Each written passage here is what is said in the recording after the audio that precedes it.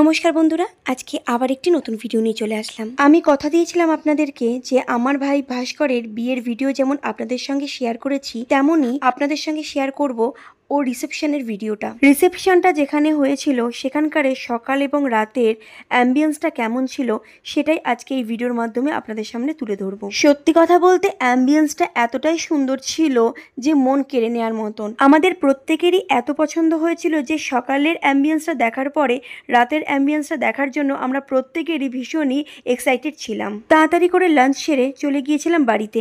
বাড়ি গিয়ে তাড়াতাড়ি রিসেপশন পার্টির জন্য রেডি হয়ে চলে এসেছিলাম আবার সেই গন্তব্যস্থলে। দেখুন বন্ধুরা, সকালে যে অ্যাম্বিয়েন্সটা আপনাদেরকে দেখিয়েছিলাম একদম ডিফারেন্ট টাইপের হয়ে গেল রাতের অ্যাম্বিয়েন্সটা।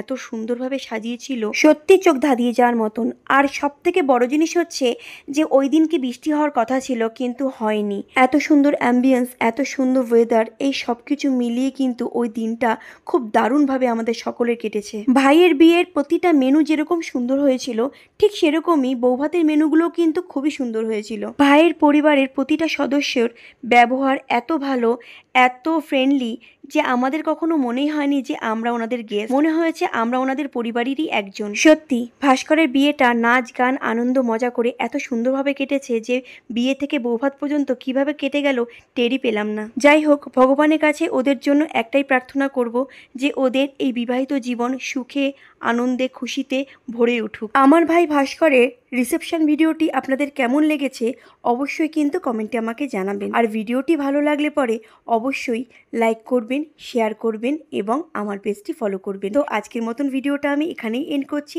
দেখা হচ্ছে আপনাদের সঙ্গে আরেকটি নতুন কোনো ভিডিওতে। তো ততক্ষণের জন্য টাটা।